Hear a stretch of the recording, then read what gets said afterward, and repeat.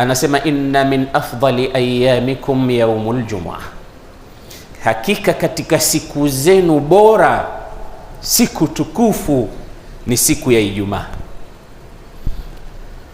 Hii siku ambayo leo tupo kwa Waislamu ni Eidul Muslimin. Ulama walipoitafsiri hadithi hii waliongeza mambo na kuzungumza ubora wake kwa ahadithi zilizopokewa kutoka kwa Mtume. Fihi khuliqa Adam, kwanza siku hii ndiyo siku ambayo baba yetu Adam aliumbwa, hii siku ya Ijumaa.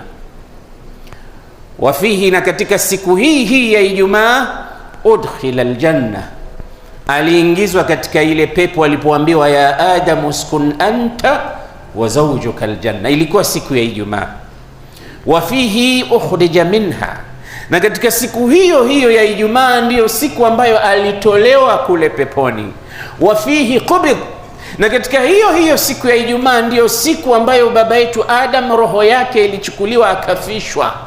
Wafihi taqumu saa, na siku hii ya Ijumaa ndiyo siku ambayo kiyama kitasimama, dunia itamalizika. Hii siku ni kubwa.